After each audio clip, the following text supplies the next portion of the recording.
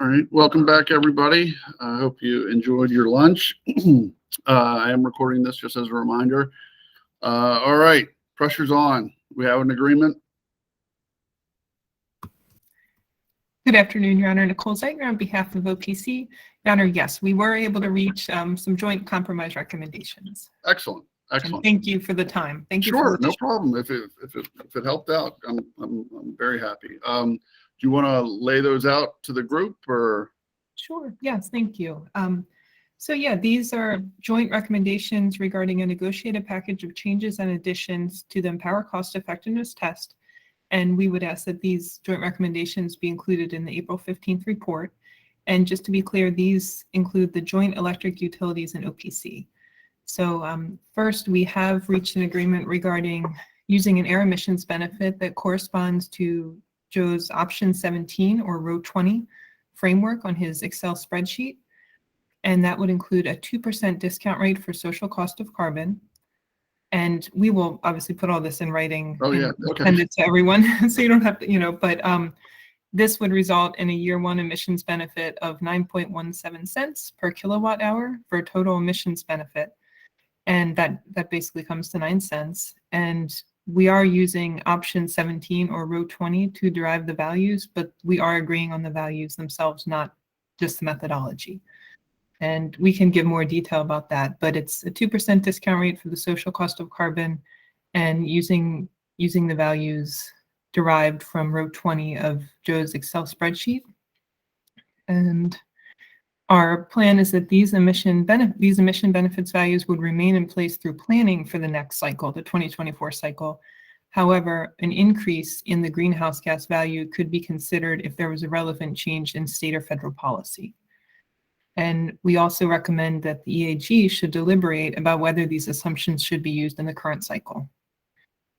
And let's see, as to the potential study, the greenhouse gas abatement potential study, we do believe that the 9 cent value should be one of the values used, but at least one other value will likely need to be considered as well as a sensitivity.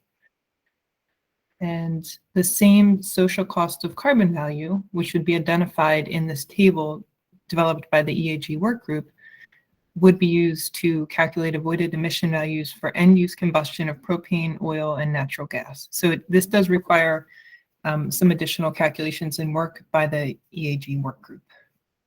And discount rate, we recommend using a 2% real discount rate plus inflation for the primary Maryland or societal test. And we do recommend including federal tax credits as a benefit in the primary Maryland societal test. And we've also agreed on a recommendation to include utility earnings on Empower as a cost in the primary Maryland societal test. As to upstream methane emissions, we recommend including an upstream methane emissions factor on avoided gas and avoided electric generation in the primary Maryland societal test. And here we would need to do some additional calculations. OPC has proposed a formula, which is approximately 2% of gross utilization, but the parties have not yet had a chance to really analyze this in enough detail. And we also have not yet determined the CO2 equivalency for methane. And as to NEB or NEBs, so we do recommend a health and safety benefit of 10% of avoided energy for home retrofit program and non-electric to electric HVAC measures. And this would be in addition to the existing comfort benefit. So a 10% health and safety benefit in addition to the existing comfort benefit. And also a limited income benefit of 20% of avoided energy for limited income programs to account for non-comfort health and safety benefits. And this would also be in addition to the existing comfort benefit. And this 20% would also account for a general basket of non-specific economic and equity benefits as well. And then finally, we recommend an adder of 10% of avoided energy to account for a range of costs and risks. However, further characterization of this adder still needs to be determined. We're going back and forth on that, and I believe Joe has some proposals for that as well, so we will require some more conversation there, but we do recommend a 10% adder there. And that's that encompasses our recommendations at this time. Excellent. Did you guys decide on a geographical boundary, or did you say that and I may have missed it? We would like a global boundary. Global. Let me just check my notes. Yeah, and if anyone could just jump in and correct me if I'm wrong, I'm just going through my notes here, but yes, it would be, well, a global, let me look here, I'm sorry. Take your time. Well, this is Dylan. There isn't a sort of item here that's making an overall declaration of boundary. So the inclusion of the federal tax incentives is consistent with a state boundary for that kind of economic factor. But the emissions calculations, and again, as Nicole said, and is important to the parties, where we agreed on the values. So there is a methodology to get the values, but really what the agreement is on the values, not on all the methods and inputs. But some of those global emission boundaries helped get to the number. But again, that's parties aren't agreeing on those inputs. They're agreeing on the outputs, if that makes sense, Your Honor. Kind of, yeah. Okay. Does anybody want to add to, anybody from the utilities want to jump on, or we can just open it up for initial impressions? Everyone's speechless. Yes, Sheldon. You're muted, sir. I always do that. Yeah, it was a lot of work getting this together, but appreciate everyone's effort. And there are a few things we still have to work on, like methane and a few other things. But I think it's pretty comprehensive, and I hope it'll satisfy most parties. So we'll see where we go from there. But we're very satisfied. All right, thank you, sir. I appreciate your work on that. Yes, Mr. Hurley. I just have a question. So is this going to be presented to the commission as a number without an equation, or is this are we kind of black boxing this number, or all the, Dylan, you kind of mentioned that the boundaries kind of take into play. Some of the assumptions in Joe's 17 were considered, but we're actually taking numbers, not methods. So how are we going to present this to the commission? And our proposed language is pretty detailed, but we realize no one has seen that yet, and we're still working on the details. But yes, Dylan, if you might be able to jump in there.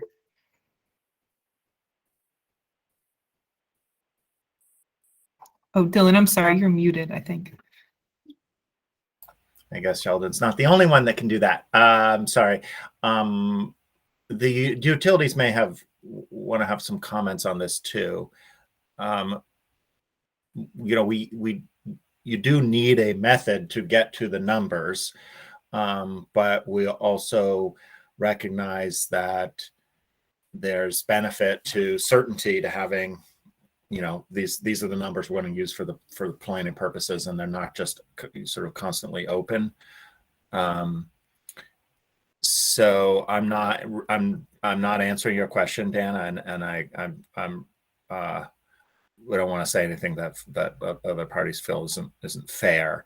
I think ultimately the idea is you get to a set of numbers. So I don't know if we focused as much on how it would be presented to the commission, but if the commission were to just adopt this recommendation, however you mean that, then there would be a set of numbers that the utilities would know. These are the set of numbers. It's not a set of methods and a set of assumptions that could change, but these are the set of numbers. How that gets presented to the commission, I'm not sure we sort of were super precise about that. Does that help at all? Does any of the utilities want to add to that? I kind of understand where you're coming from with that, Dylan. So also, I guess the 2% real rate plus inflation, we're now no longer waiting on the federal potential to knock that down to 1 or keep it at 3. Is that correct? It's use the 2%, use the federal 2% cost of carbon. That's one of those inputs. And then I think, as Nicole said, could be revisited if there's a change in state or federal policy. So that could include state policy as well as federal policy, but it's not, the recommendation is not that you just automatically do that. The recommendation would be that if there's a change in state or federal policy, there would be a consideration of a change at the EAG maybe, or starting with the EAG. I don't know.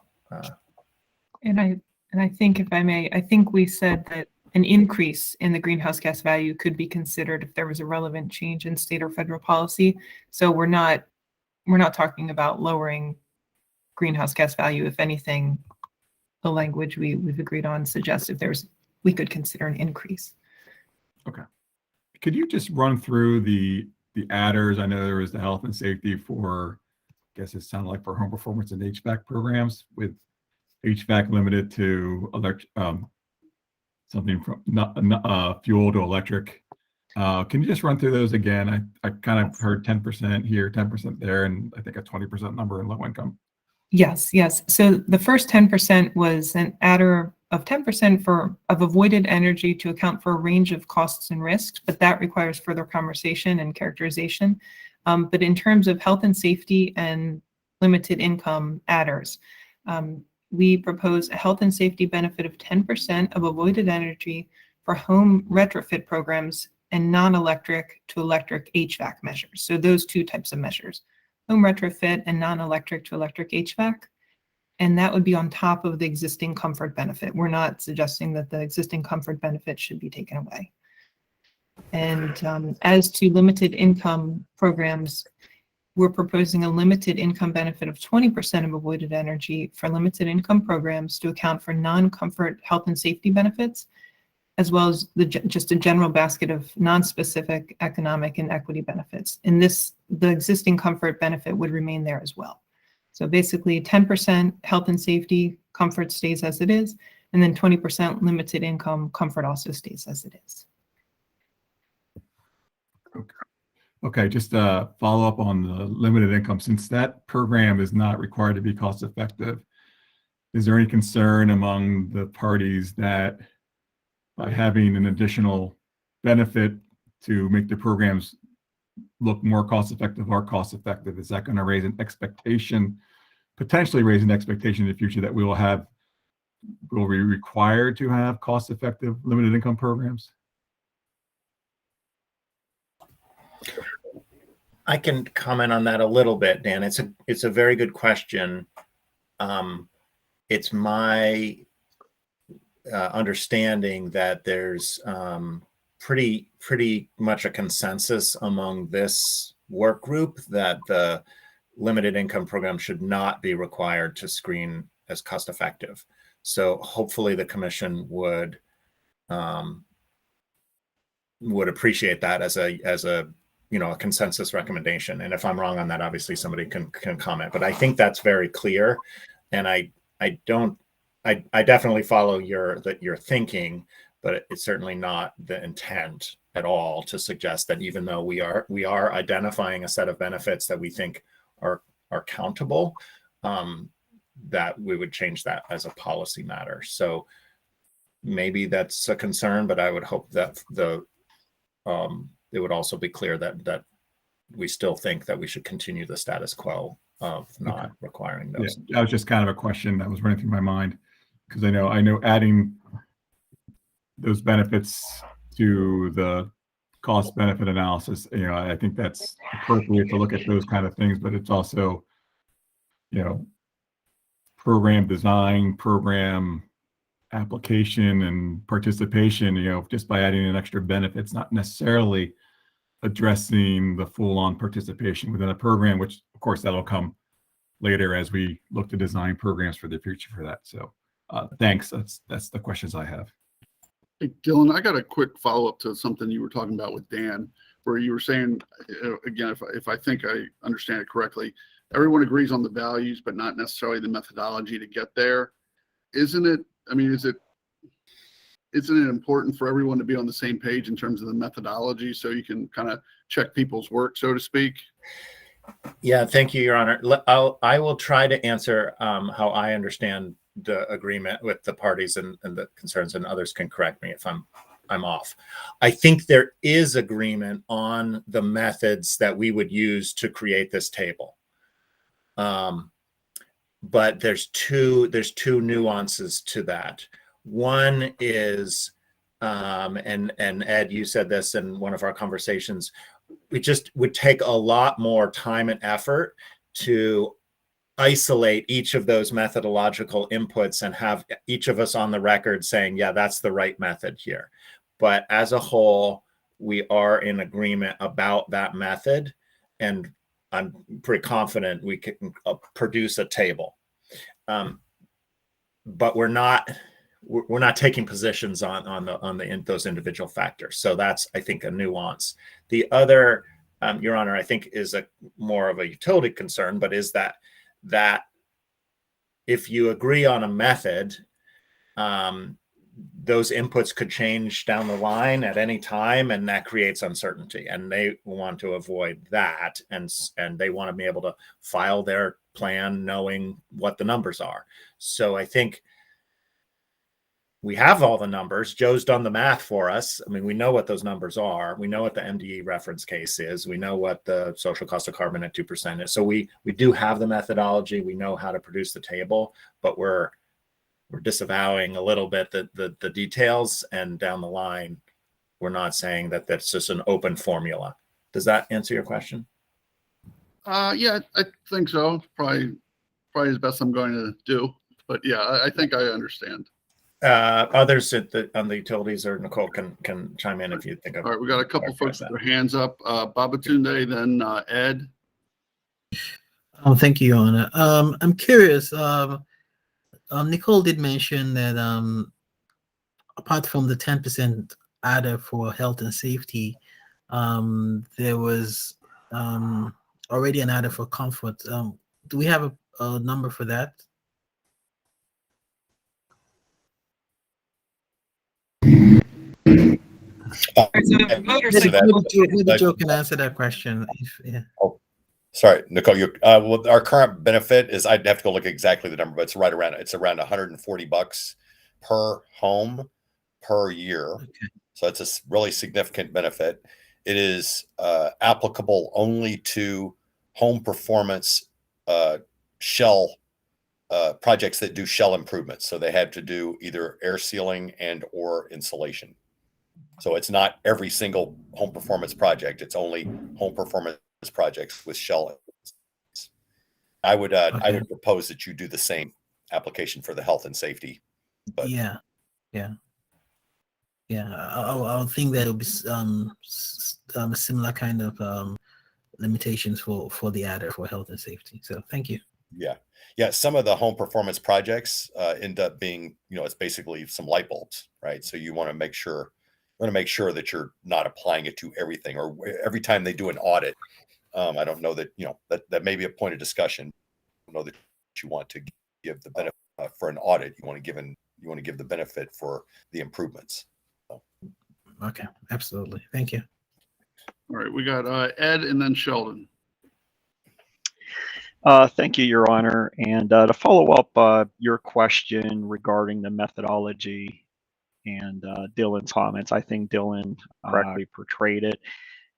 Really to summarize, maybe add a little bit more context. What Joe Lober, presented, to the working group a few weeks ago in the spreadsheet was, I'll say, overwhelming in that there was numerous methodologies, numerous assumptions, numerous inputs, and numerous sources that is used in those methodologies.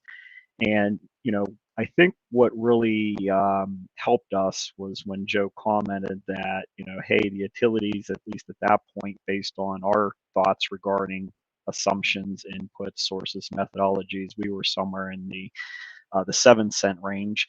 I think at that time, I don't want to speak for anyone incorrectly, but OPC's, their view of the methodologies, assumptions, inputs, and sources was more in the 12-cent range, and I think Joe was somewhere in the 9-cent range. So it was really recognizing that with the amount of time that we have, that we can spend weeks arguing and debating precise methodologies, input, sources, assumptions, and I keep using those 4 words to get to the value. But once Joe commented that hey, there should be a compromise here. We're all between 7 and 12 cents, and hey, this scenario 17 gets us 9 cents, which is where I think Joe was. That was really the spirit of compromise. So we're comfortable with the methodology to get to the values for this purpose, but it's since we did not precisely go through and all the methodologies, assumptions, inputs, and sources to get to the 9 cents. That's the sensitivity, is that we're agreeing with the 9 cents and the way to get to the 9 cents in the table that Dylan described, and using the methodology that gets us to those values at this time. But that that's the purpose of the methodology at this point. So I just wanted to comments and hopefully get a bit more context for your benefit. Thank you, sir. I appreciate that. Sheldon and then Joe. Okay, I don't have to say much more because Ed said it very well. That's all I was going to do. And he said it better than I could. So thank you, Ed. All right, thank you, sir. Joe.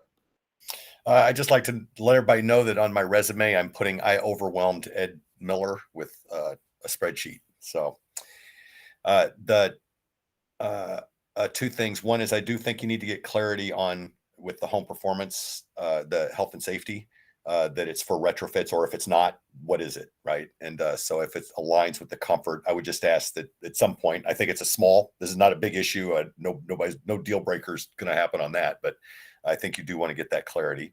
We'll need it for our evaluations and cost effectiveness analysis. In terms of this issue of the methodology used to get to the number, I think I'm happy to work with people, or talk back and forth at least, or whatever process y'all want. We just deciding on 9 cents is very helpful, and we can kind of, like I say, there's so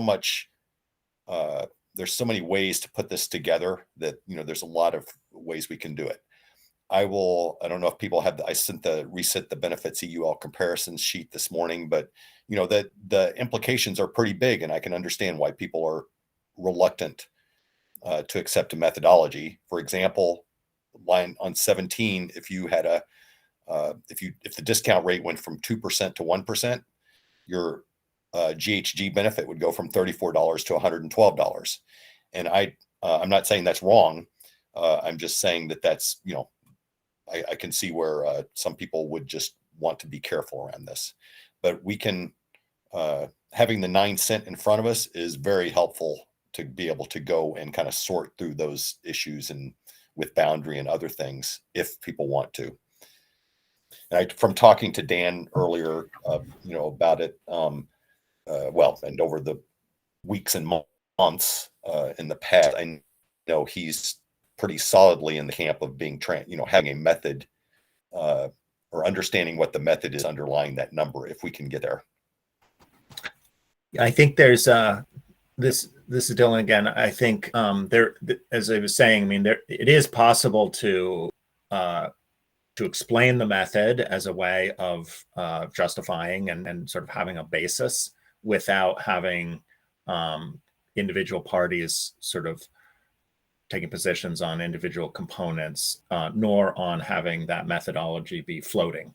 So I think you can get both. I think there can be sufficient transparency on where did this 9 come from, and I would say specifically we did agree that the 2% discount rate for social cost of carbon is that we are talking about that.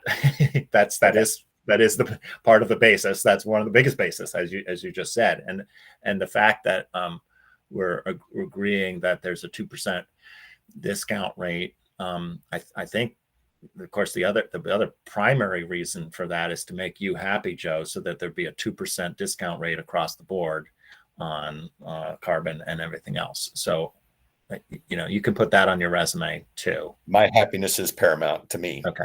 Awesome. Thank you. That's helpful. So basically in the write-up, and I want to help y'all, write this up. And so I've already talked to Christine about, working through the narrative. So we would write it up as based on this methodology, the group arrived at this number, a collective agreement. There were a number, we can talk about some of the uncertainty and, that there were a lot of ways that we could have done this, but this is what the group collectively agreed on to arrive at the $90 per megawatt hour. And then we don't say, then we just say, this is the number. But you're just saying, this is the number for the 2020, what are we, 20 to 20, 21 to 20. No, this is the 24 to 26 proposal, right? Well, so we're trying to be clear on a couple of things. One is, I think that's more or less correct.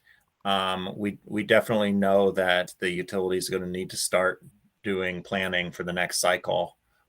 There is this potential study that's happening, and there was already previous agreement that there should be a couple of different scenarios, and that there'd be some sensitivity particularly on the carbon side. And I think at least Sheldon and I agree, I don't know about others, that you would accomplish that by having, more than one number on the avoided carbon, just to understand, what does that mean for the savings potential? Yep. And then, presumably, as I think we've agreed, that results in a goal setting, somehow that turns into a goal. So I think there's still more process to play out down there, but we are sort of agreeing that at this point, this is the number that we would recommend the utilities would use as they begin preparing their plans for 2024.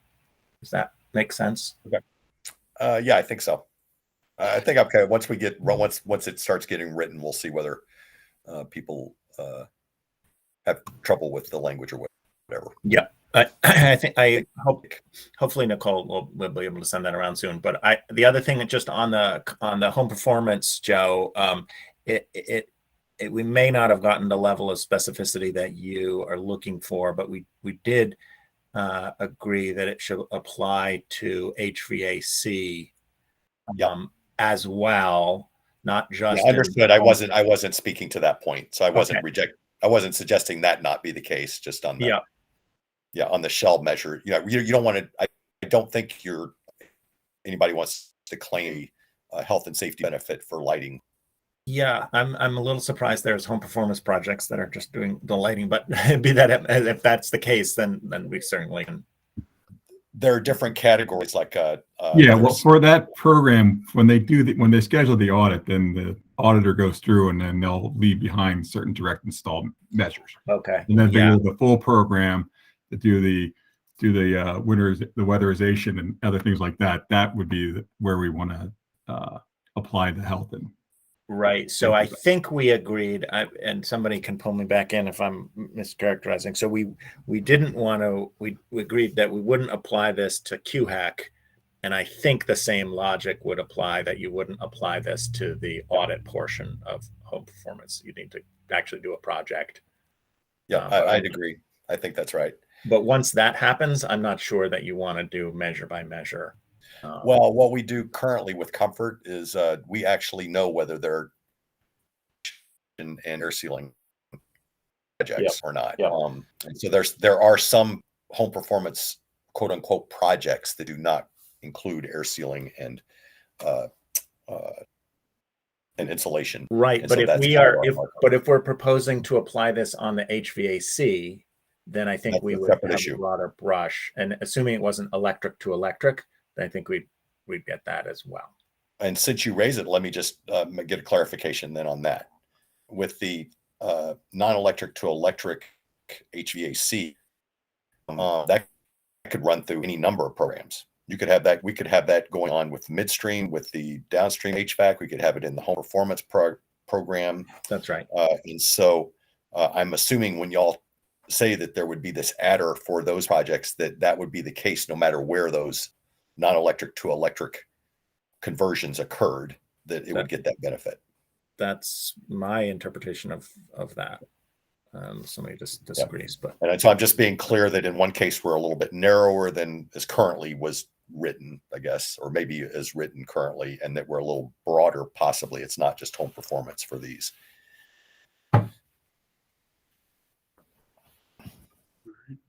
Anybody else? Anybody have any questions, comments? Again, I realize you're just hearing this for the first time and haven't seen it in writing. Your Honor, it's Jim Gravatt. Can you hear me? Loud and clear, sir. Amazing. I have a couple of comments, if I may. Please. Okay. Jim Gravatt on behalf of the Energy Advocates. Couple of things. First, I'd like to recognize the hard work that OPC and joint utilities put into this. I'm always a little anxious when there are, select parties who are negotiating something that's going to carry probably quite a lot of weight with a group, and I'm not part of that. But I really appreciate the work you've done, and I think by and large, it seems like you've really moved this forward a great deal, and so I really appreciate that, and look forward to seeing it documented so that we can respond in a more wholesome way. One question I have that came up early, and I think there's general agreement, let's think about that in the future, let's table it for now, was the idea of time differentiated emissions values. And I wonder if the work group, the joint utilities and OPC talked about that, if the status of that is still the same, which is we all recognize it's important, but we're going to look at that sometime later. What do you think? Jim, I'll just say that we've repeated that frequently, so that's not gone away for OPC, and I don't think that this agreement limits our ability to continue to work in that direction. I think if we're going to go in that direction, it would need to be a collaborative process. It's technically complicated and will take some time. I very much would like to continue to pursue that, and I didn't hear anything from the utilities that they didn't. I think previously we've heard, yes, that's seems desirable, but it's complicated. So I don't know if somebody from the utilities can comment on whether they see this taking us off that track or not knowing how long a runway that really is. While you think about that, the utilities think about that, let me just say, I really appreciate the importance of knowing, for the utilities to know what the values are for planning purposes. So I'm not at all suggesting that they should always be open and changing, and that I agree that is much too risky for the utilities for planning purposes. So it might be useful, with that in mind, to kind of say something more specific about how that might be approached in the future, whether that would be expected or under what circumstances might that change the values for the 24 to 26 portfolio and so forth. And I don't have an opinion about that at the moment, but I also recognize the importance of looking at this in the future. All right. Joe, you had your hand up, sir? Yeah, if the utilities aren't going to chime in, I think I think we had a little bit of discussion about this topic in the larger work group meeting. I know I've talked to some individuals about it. I would recommend that it is a little bit challenging on the analytical side, and that we could do this as part of the EAG group later without having to make, having to dig in on that in the next, few weeks in time for you to get your report out, or for the work group to get its report out. This does have implications for this current recommendation, though, from the utilities and OPC, and that is that this method that's used for these, time-based emissions would need to key off of this 9-cent method. And so if we are leaving that method undecided, we just said that it kind of, ups the need, increases the need for us to understand what the underlying assumptions are. Otherwise, we can't go do, there's no way we can go do this time of use calculations. And so as long as everyone is okay for now that the numbers were, the 9 cents was built on MDE reference case and global boundaries and all that, then we can then we have what we need really to go in and to go start working on this other calculation. But if everyone is saying we don't agree on any of that stuff, we're just doing 9 cents with a black box, then our I would not know how to proceed. Joe, I think it's in between, right? I think you're totally right to identify this, and I think that of course is the starting point of the conversation. But I heard that parties wanted to preserve some rights here to quibble down the line as necessary with any of those specific ones, and so I think you would have to you wouldn't have necessarily start from a blank page, because you'd start with this and say, okay, well, on January 13th, you guys all thought this was reasonable. Can we start from there? And but I think you'd need to potentially rebuild a little consensus, down the line when you were actually going through that exercise. And that's fine. That's fine. Just that we have to work through these things in the EAG all the time. I just want to make sure people are clear on it, right? Yeah. That Jim Gravatt and others are clear that when we go into that, there's still going to be some continued negotiation around how you build up those numbers. I certainly understand that there's a lot of work, and I'm not looking for any kind of analysis or anything to go into this report. I just wanted to understand whether, when this comes up, if it's a month or 6 months or a year from now, that parties aren't going to say, wait a second, we had an agreement. We're not talking about this now. That's what I was trying to understand, where that's at. Well, I don't think that's where we are, sir. And it brings me back to the email conversation we had over lunch. I realize and appreciate the utilities and OPC agreeing on this. But I think, and Mr. Gravatt requested an opportunity to obviously comment on it. So this is not, these aren't the 10 commandments here. They're not etched in stone right now. And I think once OPC and the utilities put pen to paper, we can circulate it and give everyone an opportunity to submit comments on it, and we can revisit this. We can add this to the list of items, and this is obviously a bigger item. We can revisit this if there's some big concerns with some of the issues. Yes, sir, Chris. Thank you, sir. Yes, sir, Chris. Thank you, Judge. Can you hear me okay? Yes, sir. Great, thank Great, you. thank you. I'm going to completely defer to OPC and the utilities and others who are involved in supporting. Yes. Chris, it looks like you're logged in on your phone and your computer, so there's a bit of an echo. Yeah, I've done that because I've had issues with just the computers. So let me mute the computer. Okay. Can you hear me now? Yes, much better. Good. Okay. I'll defer to everybody who's kind of working out this compromise and the other parties in terms of what they're willing to do in terms of documenting not just the end result, but how you got from here to there. I appreciate the challenge in that, and the point that Dylan and the utilities made about wanting to have some flexibility on some of the underlying methodological parameters. I'll just observe, for the reasons that Joe articulated, it can be really valuable and if not at some level necessary to have an understanding of the methodology, because it has rippling and interactive effects with other things, like the issue we were just discussing around how do you deal with time varying emissions rates.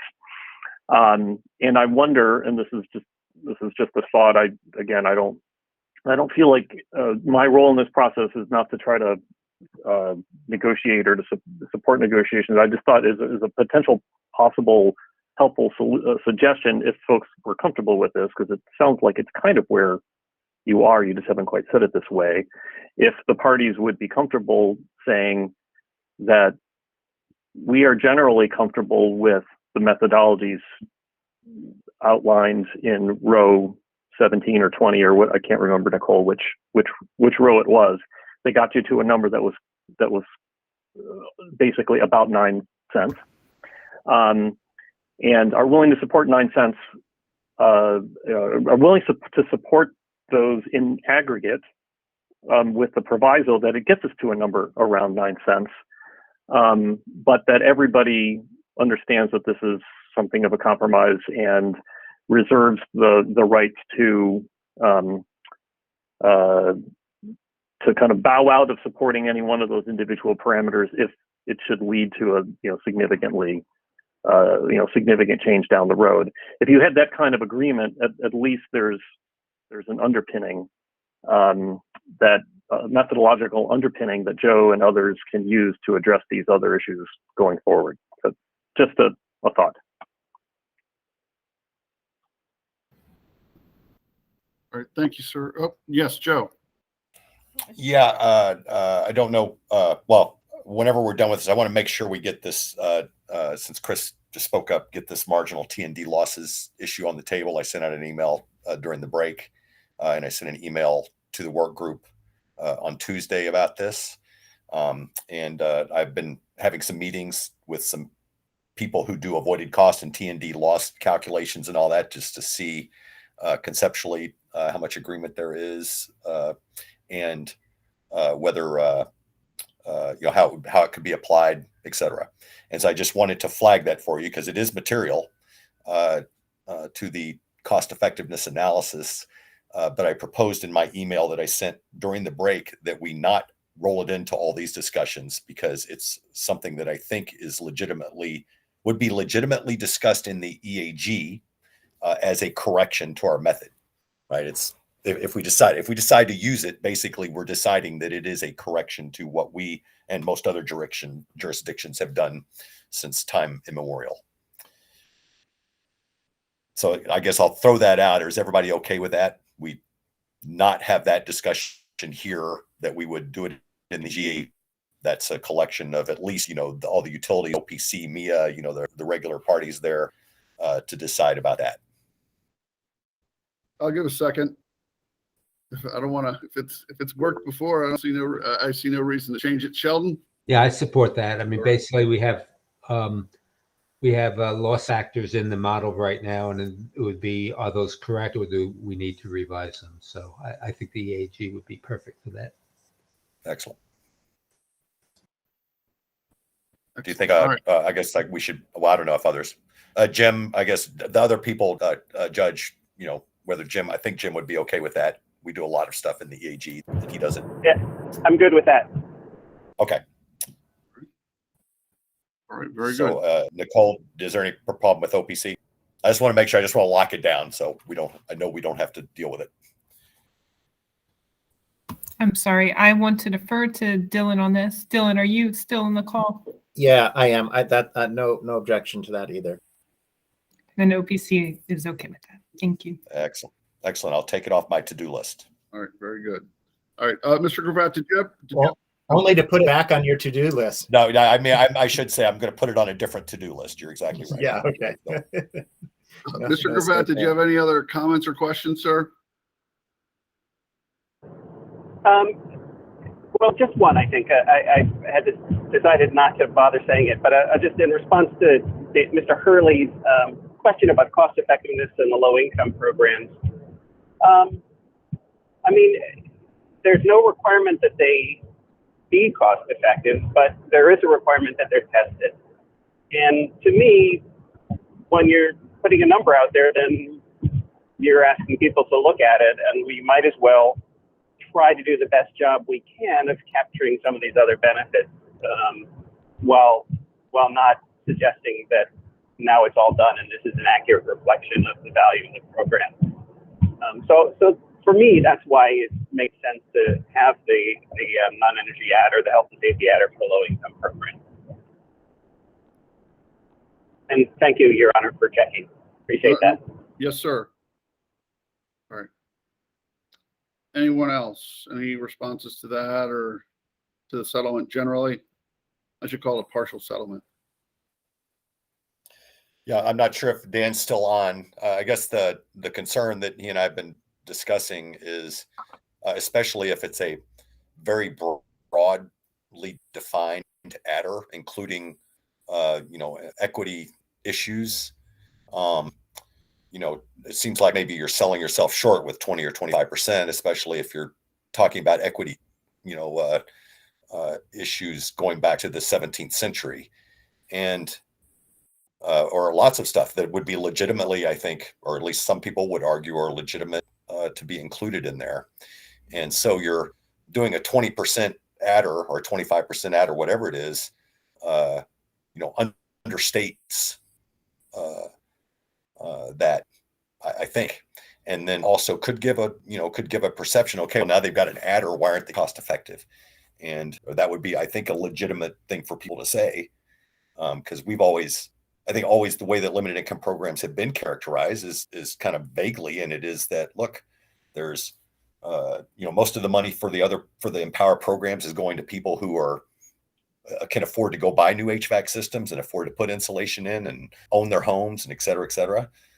And it's these limited income programs have all these other benefits, including, you want to talk health and safety. That's, in my mind, as we discussed before, is where you do have much larger potential on that side than you do with these market rate programs. So I don't know. It just seems, in some ways, I could argue that benefit is way too small. And so if you put it in there, then it's kind of communicating, oh, well, there's just a 25% benefit. I mean, 25%, that's all that's needed. And the programs still aren't cost effective. So there's some other things we forgot or whatever. I don't know. Seems a little. Joe, I think that's a really good point. And, I'd be happy to agree with you that the adder is too small. And how to address it, really, because I think if we came in and said, well, we think there should be a 200% adder, I'm pretty sure there would be some questioning of that. And none of these are, analytically defensible in the way that we might want them to be. So that I will at least say, that had been my thinking.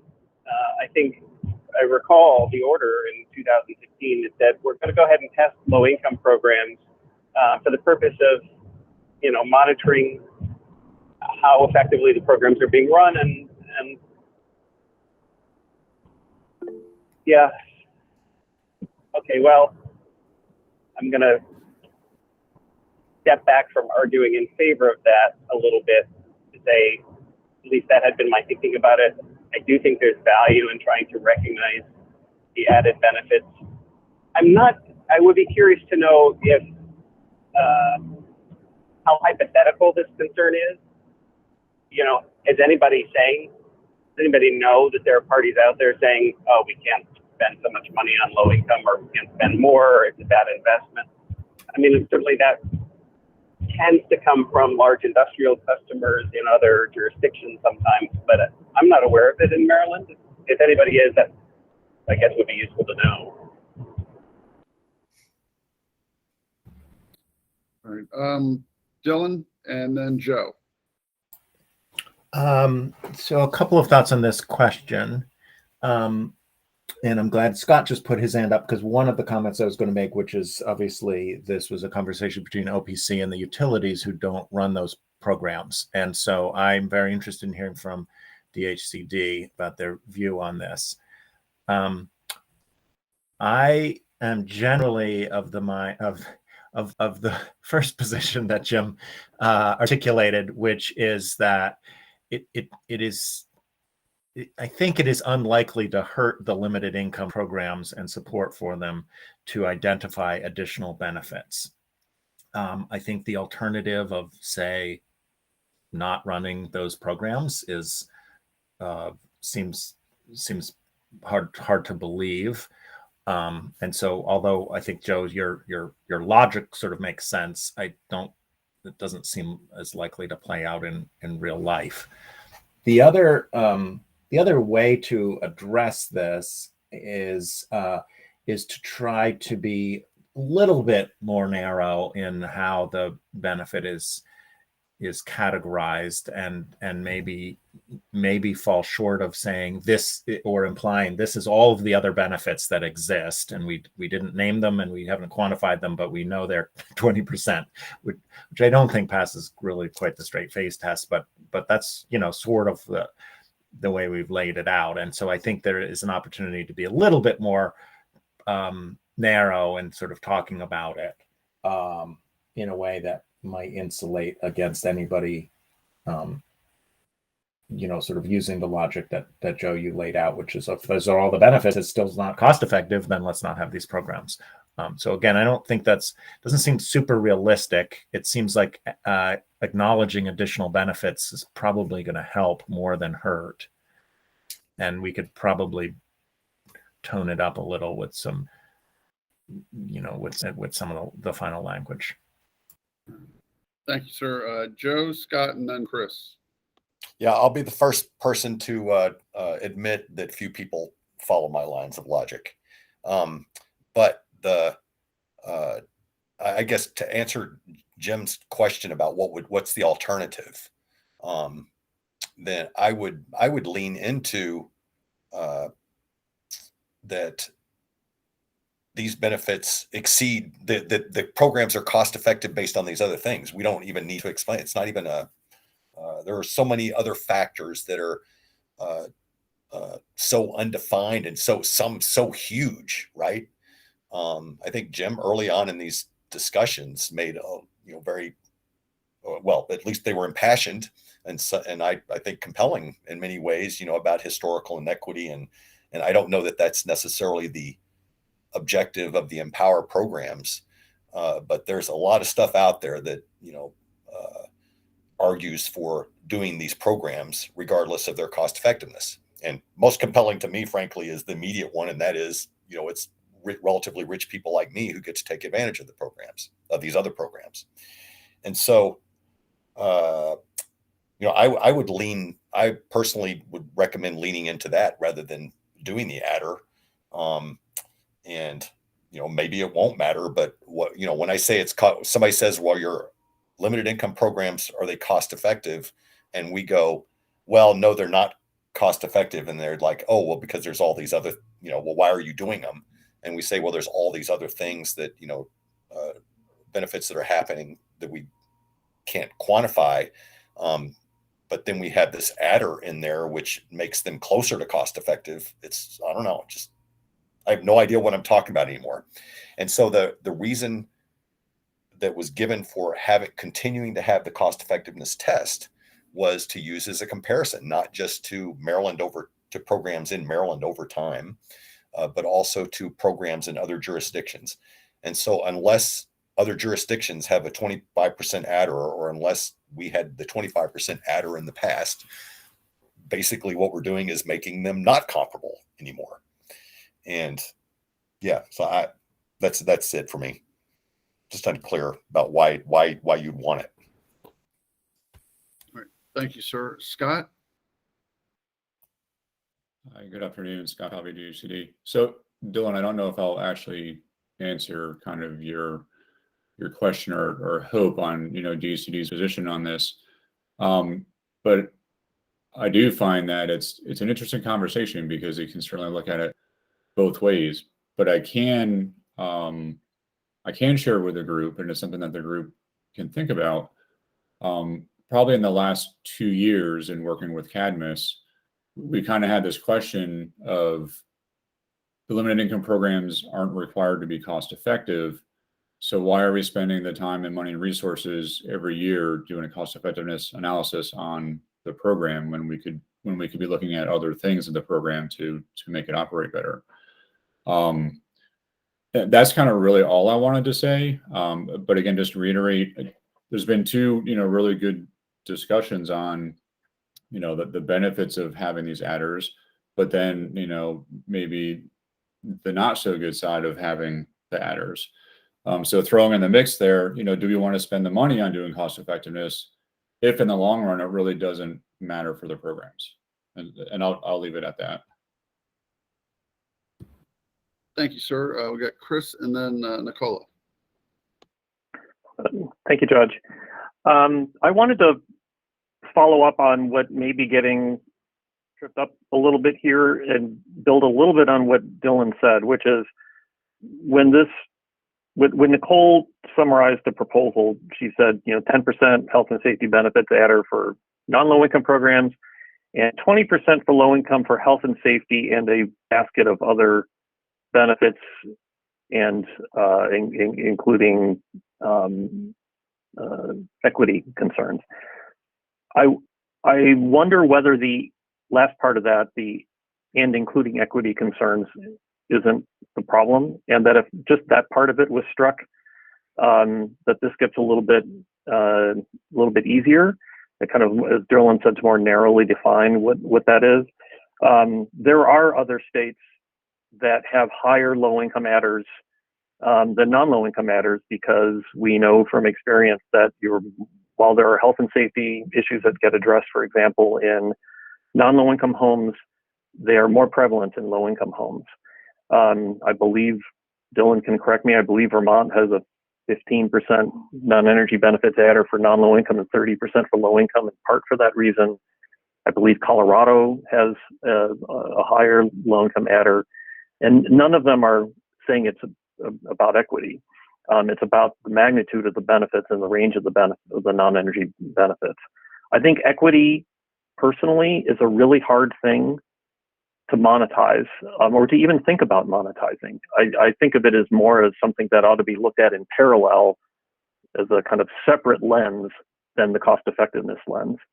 And in fact, that's kind of the guidance that the NSTM has been working with states on, is to think about equity as a separate lens from the cost effectiveness lens. And so maybe if you could kind of articulate this with the equity part removed from that discussion, then you get out of the bind that I think you guys were wrestling with, because you can still argue that something that's 0.9, even with a 20% adder for low income, makes sense to do for equity reasons, which I think is a very legitimate policy conclusion potentially to come to. I hope that's helpful. Thank you, sir. Nicola? I think when we're talking about whether the cost effectiveness is required or not, or if we even need to do those calculations for the limited income programs, one other discussion that has come up regarding cost effectiveness for limited income has been regarding calculating cost effectiveness of the individual projects. That is a cost effectiveness calculation that is currently required for our comprehensive program. And along those lines, if there's an adder for cost effectiveness on the program level, that might not really matter, because we're not required to be cost effective, whether that adder could also be considered for the project level, where it would probably make more of an impact the way the current programs are structured. Your Honor, it's Jim. May I put my hand is up? Thank you, sir. Right, sir. Jim Gravett on behalf of the Energy Advocates. And two things. Chris, I appreciate your pointing out that suggestion, and that actually makes sense to me. And Dylan, I have and continue to lean with you that I think the risk of this, being used to suggest less low-income spending isn't so great. I think it is greater that there'll be pressure to not spend so much anyway, and that showing more benefits is beneficial. So yes, if I think it was OPC's probably suggestion in the OPC Joint Utilities discussion, that 20% adder, although I know a number of other advocacy groups have been supportive of that, but to say it's just a health and safety adder rather than a bucket of everything. But to Nicholas, your point, I still don't understand, and I've never understood, and I don't think we need to talk about it here, but why there is a project level cost effectiveness requirement. I know the program is structured that way, but I don't think that's anything to do with direction from the commission, except when it's included in the DHCD's plans, and then those are approved. Separate conversation, but I just wanted to mention that. Thank you. Thank you, sir. Scott. So I guess, Jim, maybe, I mean, at least from the multifamily side, I think it was in the beginning of the last cycle, or maybe the end of the prior cycle, we had actually asked the commission to allow us to reduce our SIR at a project level, and they denied it. You know, and actually it would have been below a 1, and they denied it, saying by having a cost effectiveness test at the project level, we can still at least ensure that the project itself is cost effective to the program. And that's really the only feedback that I can recall that we've gotten, you know, as actual direction from the commission on cost effectiveness, you know, at the project level. All right. Thank you, sir. Yeah, I don't know if Dan's still on, but I think it was back in the early days of Empower, the SIR requirement was actually more than 1. It's like 1.2 or something. But I may be misremembering. It might have been, but that was a program design that was approved. It wasn't inherent in any order from the commission that projects have to be cost effective. And I would concur with that. You know, the whole design with low income, you know, from, I believe from the original onset of the proposal, is that DHCD made the proposal that projects would be cost effective. I'm not saying that that should be the way it continues. I actually don't believe it should be. But I think that's correct. It was self-imposed, not ordered by the commission. Dan, you still with us? Yes, I'm still here. Okay. Is that? Yeah, I mean, that's the requirement was from DHCD's proposal, I think back in 2012. It was higher originally. It's now lower than it was in the past, but the commission ultimately decided in this last order to continue with having that project level requirement. All right, thank you, sir. Judge McLean, we've talked some about this as part of the verification on the limited income program. The idea of to what extent does the SIR need to be aligned with our ex post cost effectiveness, and also whether if you included other benefits such as comfort, which is not currently in the SIR, or now we're talking about a health and safety benefit, whether if we include those on the ex post side, whether those should also be included on the SIR, on the ex ante. And I don't have an opinion on it. I'm just flagging it that it is an issue hanging out there that we could either address. I don't know if we have bandwidth or time to address it in this venue, but it does need to be addressed one way or the other in the EAG or somewhere. Or we need I think a collective recommendation from someone is in order to the commission to address what I think are some, reasonable questions about the SIR versus the ex post cost effectiveness. Right. We've got a question for the commission. I think, this is, the April 15th report is probably a great way to tee that up.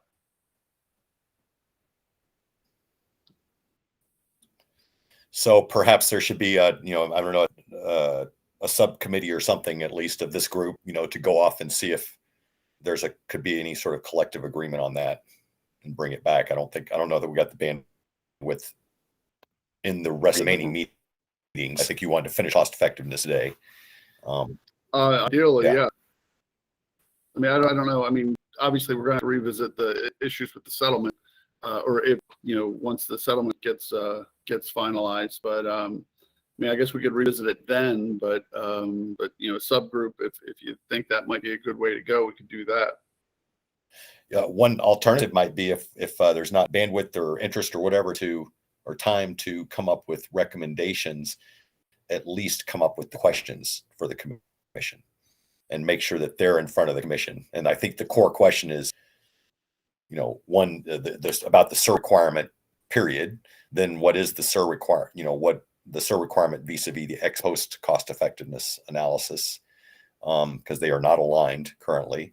And then, and that's discussed, by the way, if anybody wants some discussion of that, we discussed it in the verification report for 2020 verification report. And then there's also a proposal that Scott and Nicole and the evaluators had proposed, Sammy Kawaja and Scott Reeves had proposed where some of these other non-energy benefits that we're including on the ex post side would be included in the SIR. So those, we could, I could quickly judge if it would help work with Scott and others to characterize what those questions are, and then we'd send them around, and then people can decide collectively what you want to do with it, if that would help. I think so. I think that'd be a big help, sir. And no one is disagreeing with you. So yeah, why don't we go with that, Joe? Okay. All right. Anybody else want to weigh in?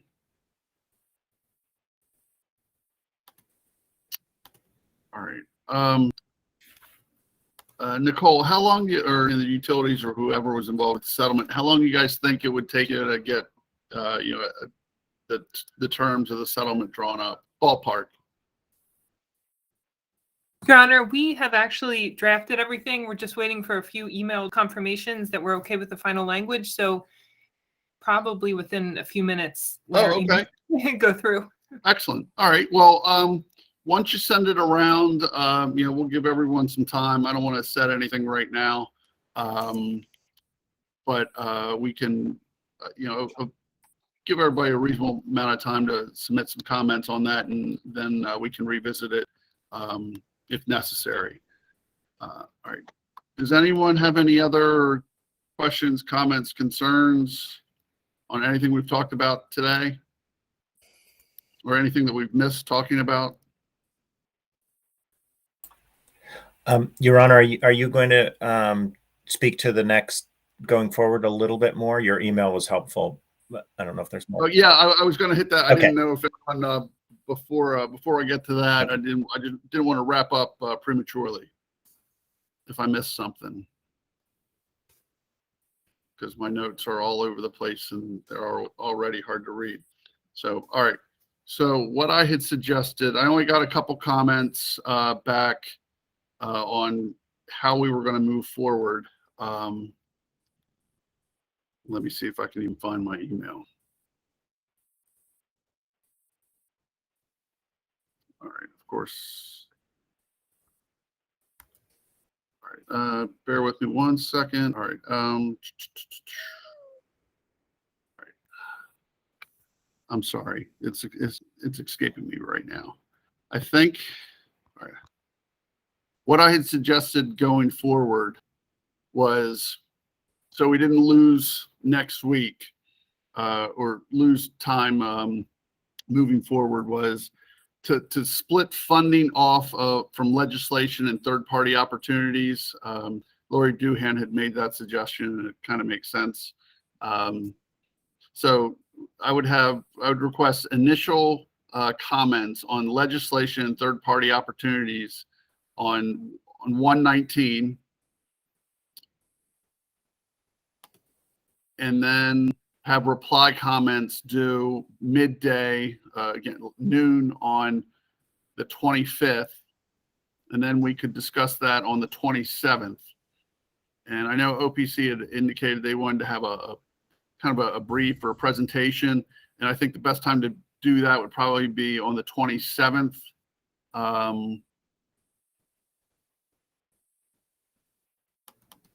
And then we can push PIM's cost recovery and bill impacts and funding down the road a few weeks. There was also I think there was some interest or proposal to have a presentation on PIMs. There hasn't been a whole lot in Maryland. I'm obviously fine with some kind of presentation. And OPC kind of volunteered Brian Howard, and he seemed like he was interested. And again, just so we didn't lose a week, I had suggested possibly having that meeting for anyone who is interested next Thursday, even though Judge Burke and I won't be there. I don't know if I sent that email out this morning. I don't know if that makes sense, is workable. Your Honor, did you say that Mr. Howard had indicated that they might be willing to do that? Well, I don't want to put words in his mouth. Let me see. I think he said they'd done a lot of research on it. Let's see. I'll find I have his email before I. Now, whether or not he could do it this week, on the 20th, I'm not sure. Right. Okay, let's see. He said, we've done some extensive research on the subject, so please let me know if this is of interest. If we wanted to make such a presentation on the 27th, I guess we could do that. I don't know how long of a presentation it would be. I just don't want. I'm trying to maximize the use of our time. But is Brian even on the call? I think he's not on the call anymore. If we do go next week, Chuck, I can set up the meet and I guess monitor it, and I'll record it so you and Judge Burke can view it later on. Sure. Yeah, that'd be fantastic. And like I said in the email, there hasn't been a ton in Maryland. We had the work group, which is some good nightstand reading if you're looking for to get to sleep earlier. We did a work group following the multi-year rate plan work group and laid out a bunch of ideas, and the commission, from what I recall, issued an order like, yeah, these all look good, but we're not going to rule on anything. We'll kind of take them on a case-by-case basis. And so far, BGE and PEPCO both proposed them, but they've both been rejected in rate cases. That's kind of where PIMS are, at least from a rate case perspective in Maryland. Right. And for Empowered, we filed a report, I guess, a year ago with kind of an overview of the various PIMS available for kind of energy efficiency programs. And, we did not reach any kind of consensus. There were a couple of proposals out there. MEA had a couple. I think the utilities had one.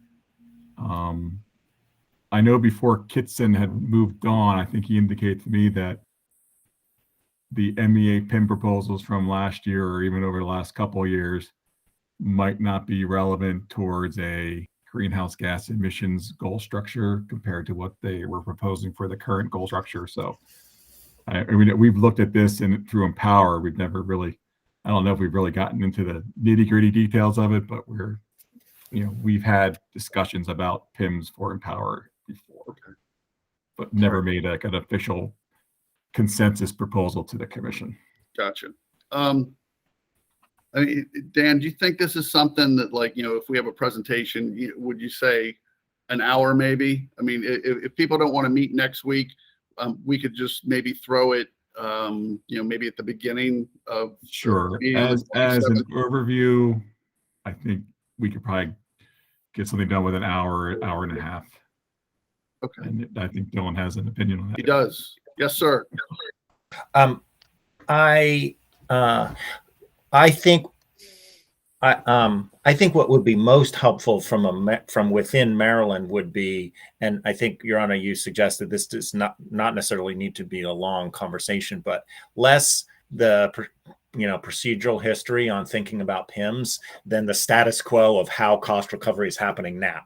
Because I think that is very relevant, sort of as a factual matter of if we're going to add PIMS or we're going to substitute PIMS, how are the utilities earning on Empower today?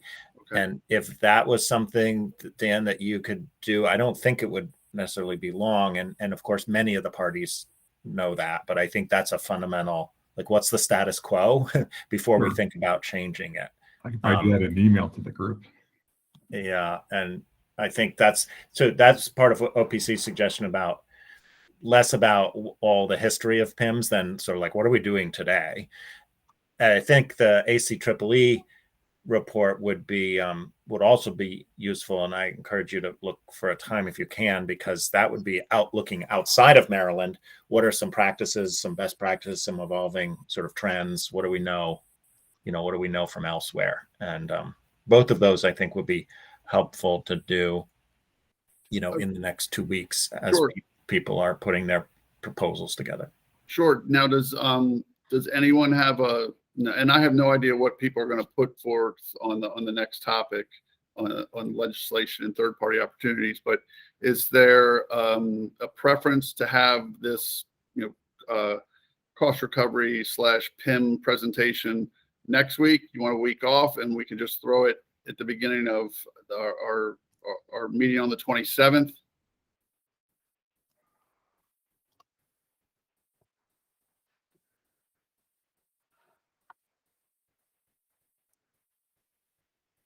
Or we could just defer to Brian whenever he's available to do it.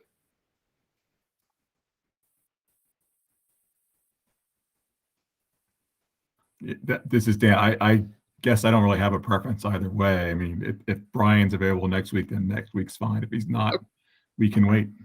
Okay, all right. Well, what I'll do is, as soon as we're done here, I'll reach out to Brian and see what his availability is. If he can do it next week, Dan, if you could set something up. Literally all I do is cut and paste the email list and send it out to everybody through Google Meet. If it works next week, great. If not, we can do it on the 27th and maybe just have a little longer meeting.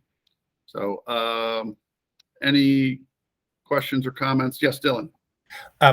Your Honor, I think I know what the answer to this is, but with regard to the topic of legislation, is there anything that you would like to say about the scope of that word?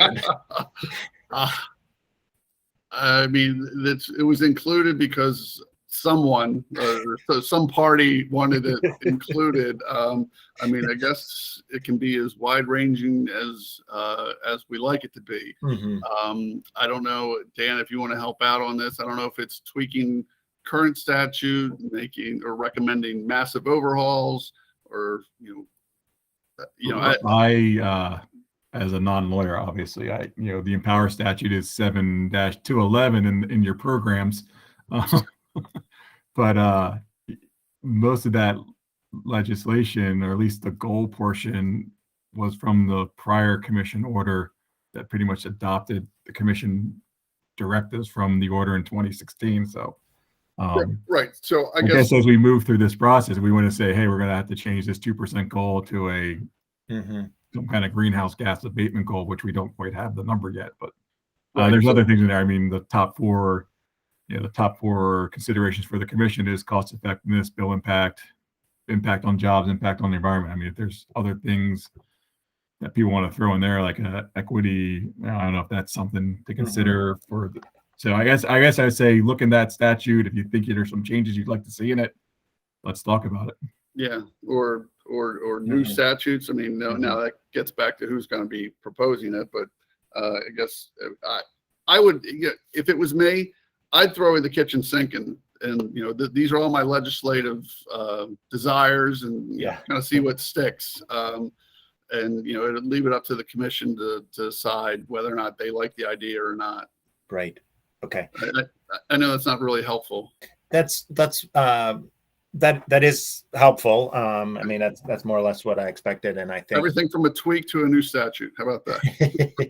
Yeah. Right, and knowing that there's outside parties, even outside of this group, who might recommend legislative changes for certain parts of Empower, even just outside of our group here. I mean, we've seen a proposal for the limited income goal to be legislatively mandated outside of our work group or commission order. So that's always a possibility. We could see a bill this session that might have some kind of recommendation in it, but that's even outside of our control, let's say. Right. Yeah, actually, that it's a really interesting question. If there are existing bills that have been printed, I don't really even know. I don't know where the General Assembly is in their schedule, but if there are bills that relate to Empower, not statutes, but proposals, and maybe this is a question to my client, but those would be really interesting to see. Maybe that's an open invitation to share with us, and because I remember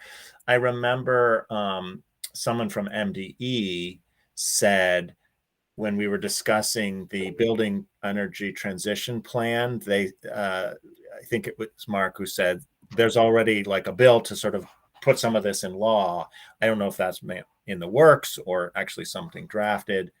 Some of that touched on Empower. So it might be interesting to see what's on the table.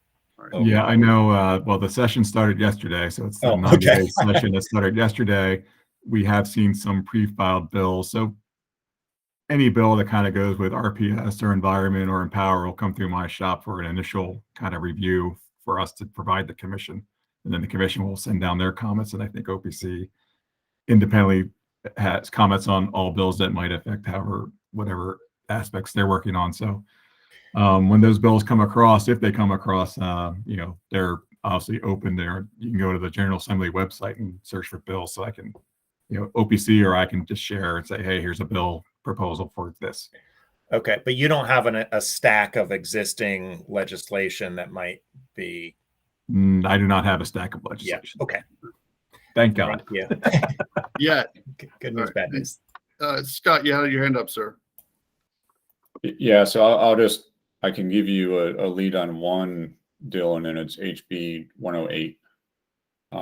It's a low income goal. It's not necessarily specific to Empower, but it's a low income goal based on low income programs that DHCD has, different funding sources, different programs, but also other state agencies too, but it'd be headed up by DHCD. Thank you. Right. Yeah, and to the extent folks run across bills that might be helpful to the group, just please feel free to send those out. And when I say headed up by DHCD, I don't mean DHCD is proposing this bill. It means DHCD would be responsible for it. Big difference. Big difference. Yeah. All right. Anybody have any other questions or comments? Sounds like we're okay with the timeline. Sure. Just, I guess, on third parties, Chuck, I think this is something, it's almost, in my opinion, looking outside of the utility to see if third parties are providing certain types of services, which would, if a third party provides a similar service, then maybe we'll have a lower surcharge because the utilities might not need to provide that service anymore. I think that's kind of the general idea I get just from some prior commission orders on trying to see how we get third party involvement in Empower beyond just like the utilities hiring their consultants and contractors to actually run the program. So if people have any thoughts on that, then, I think that might be, if anyone has an idea how that might work, if that can work, that'd be helpful. All right. Yeah, and again, the more detailed your comments are on the 19th, the better it is for everyone. So we don't have to try and go back and fill in the blanks, but we think might be a good idea. All right. Anyone else? Once, twice. All right. Thank you all for your work today, especially for OPC and utilities. We'll look for that settlement, and then I'll set some kind of deadline to circulate some written comments, and I'll also get a new timeline out based on what we discussed today. And we'll see everybody on the 27th. Maybe you guys will see one another on the 20th. All right, I'll let you know as soon as I hear back from Brian. Thanks, everybody. Thank you, Your Honor. Go Birds. Thanks.